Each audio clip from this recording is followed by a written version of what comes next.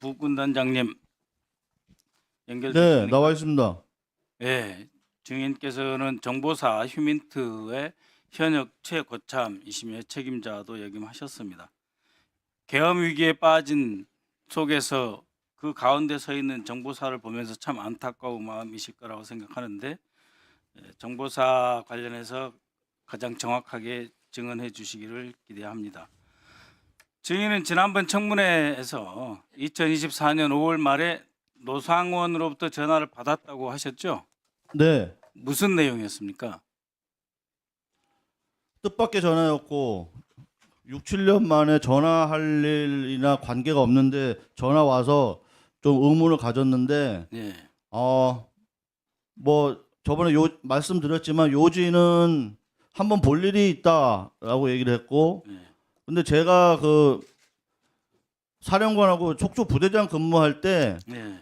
그 저의 성향을 잘 알고 있는 분입니다. 그래서 아직도 고집이 세냐 뭐 이렇게 하면서 너도 인정하냐 하면서 네 뭐 고집 세고 뭐 인정하는 저도 인정합니다. 라면서 뭐 그게 주 내용이었고 전화를 바로 끊었고 저는 한참 왜 이런 전화 했을까라고 의문을 가졌는데 그 의문이 계엄 이후에 풀렸습니다. 예. 그래서 증인이 반응이 노상원과 반갑게 뭔가를 도모하거나 협조할 상태가 아니라는 것을 감지하고 문상호를 시켜서 증인을 여단장에서 직무 배제시킨 거 아닙니까? 저도 역으로 생각해 보니까 이게 사실 거리가 안 되는데 제가 문제가 돼가지고 왜 이런 일이 생겼을까라고 했을 때 계엄이라고 이게 전제를 하니까 사실 그 노상원 사령관은 저하고 같이 호흡을 맞춰서 할 수 없다는 걸 본인도 알고 저도 압니다. 그래서 저기 문상호 사령관하고 둘이 그 협의해서 저를 좀 배제시키려는 노력을 한 게 아닐까 이런 의문을 가지고 있습니다. 의구심을 가지고 있습니다. 예. 5월 통화 이후 한 달 뒤에 정보사 역사상 초유의 기물 유출 간첩 사건이 터졌고 그저께 20년형을 1심에서 받았습니다. 그럼에도 불구하고 지휘 책임자 문상호가 끝까지 살아남았죠. 이런 네. 과정이 모두 노상호가 함께 계엄을 준비하기 위한 것 아니었습니까?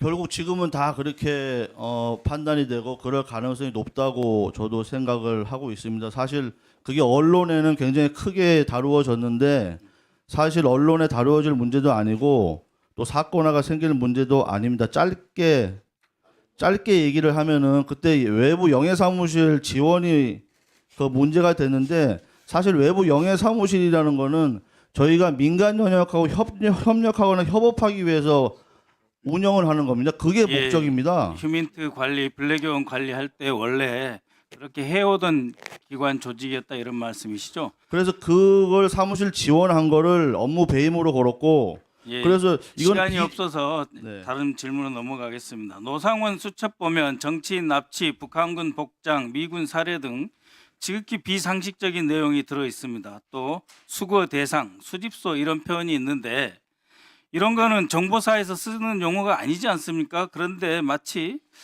김영현 노상원이 22차례나 만났고 거의 매일 통화를 한 사이로서 두 사람이 마치 암호를 만들듯이 이런 표현을 써가면서 정말 상상하기 어려운 그런 계획과 행동을 했는데 원래 노상원이 이런 사람이라고 생각하셨습니까?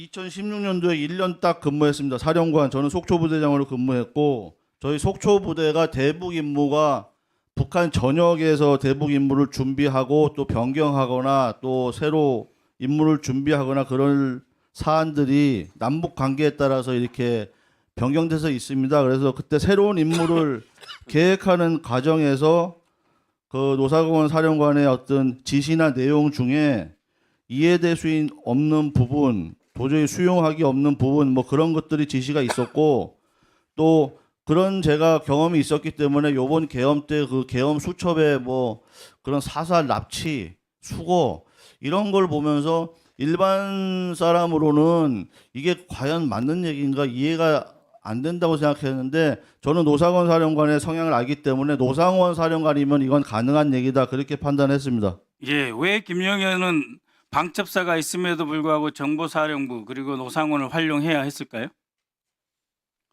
방첩사는 그 무력이나 완력 이런 어떤 특수 이런 인력이 없다고 알고 있고 예. 또 계엄에 필요한 어떤 그 작전이나 무력이나 뭐 이런 걸 동원하려면 방첩사는 안 맞고 예. 그건 뭐 알겠습니다. 정보사 그런 취지가 아닌가 싶습니다. 정보사 휴민트 조직에 계엄 임무가 있습니까? 원래? 즉 전평시를 막론하고 정보사의 휴민트 조직은 계엄 임무에 종사하지 않는 특수부대죠.